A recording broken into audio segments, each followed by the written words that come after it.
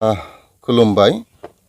जुमदुवार दखरा दुलाराय बर' फरायसा आफादनि जे बोसोरसालिया जुथुम्मा, बे बोसोरसालिया जुथुम्मानि बानजाय आफादनि जानानै गोसो गोरबोनि अननाय आरो मोजां मोननायखौ गिबि गिबियावनो खर' गंग्लायै बावहरग्रोनाय जाबाय।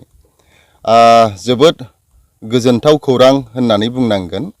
जोंनि जुमदुवार दखरा दुलाराय बर' फरायसा आफादनि जे बोसोरसालिया जुथुम्मा, बे जुथुम्माया जोंनि खासाबारि दालाइसा दुलाराय बर' फरायसा आफादनि सिङाव थानाय जे जाम्बुगुरि खोरोमदाव क्लाबनि जे उदां गेलेग्रा फोथार, बे फोथाराव सानथामनि जे मेहेरगोनां जे हाबाफारि नभेम्बर दाननि 6, 7, 8 अक्ट'आव सानथामनि आबुं हाबाफारिनि गेजेरजों मेहेर गोनाङै रंजा बाजा हाबाफारिनि गेजेरजों बे हाबाफारिया जानो थांगासिनो दङ।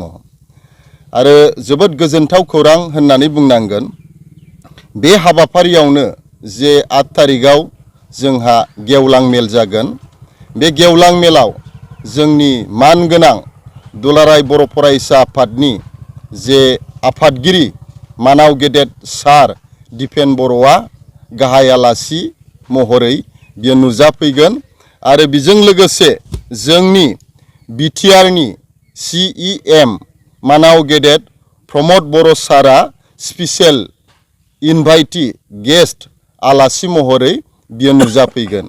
आरो बेजों लोगोसे जोंहा एपइन्टेड स्पिकार हिसाबै मानगोनां जिरन बसुमतारी गसाइगाव LACनि MLA सार आरो लरेन्स इस्लारि MLA सार आरो बेजों लोगोसे बिटिआरनि मानगोनां EM सारमोन MCLA सारमोना बे हाबाफारियाव आलासि महरै नुजाफैगोन।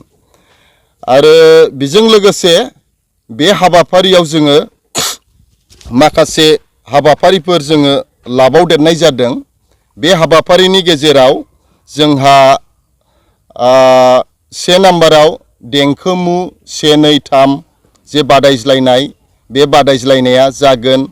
आरो बिनि उनाव जोंहा हिन्जावसाफोरनि काबादि बादायज्लायनाय जोंहा जागोन। आरो बेजों लोगोसे जोहोलावफोरनि जे इन्टार भिलेज भलिबल बादायज्लायनाय, बे बादायज्लायनाया जागोन।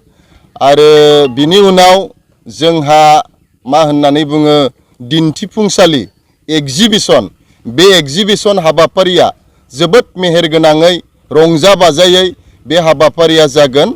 आरो बिनि उनाव जोंहा हारिमु मोनाबिलि जोंहा दंबावो।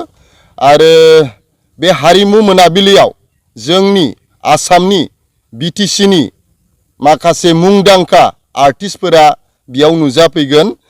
बिनि गेजेराव दानि जाखांफुनाय जे सासे आर्टिस्ट मेथाइ खनगिरि दिप्ति बसुमतारी फंबाया फैगोन।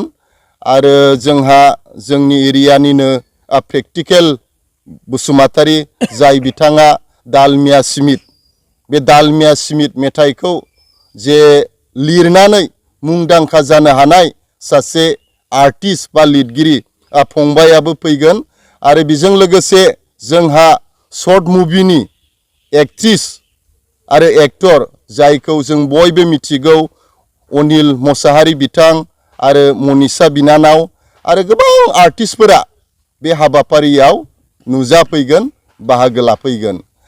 बिनिखायनो जोङो जुमदुवार दखरा दुलाराय बर' फरायसा आफादनि जे बोसोरसालिया जुथुम्मानि जे बानजाय आफादनि जानानै बे समायना मोनसे हाबाफारियाव, मेहेरगोनां जे हाबाफारियाव ओनसोलनि जे रायजो राजा, हारिखौ मोजां मोनग्रा, हारिमुखौ मोजां मोनग्रा रायजो राजाफोरखौ लैहोर लैहोर फैनानै जे जोंनि नभेम्बर दाननिफ्राय जानो गोनां 6, 7 आरो 8 बे अक्ट'आव जे जानो गोनां जे हाबाफारि, बे हाबाफारियाव लैहोर लैहोर फैनानै बयखौबो बाहागो लाफैनो जोङो बानजाय आफादनि जानानै जोङो गुरैयै खावलायहरबाय।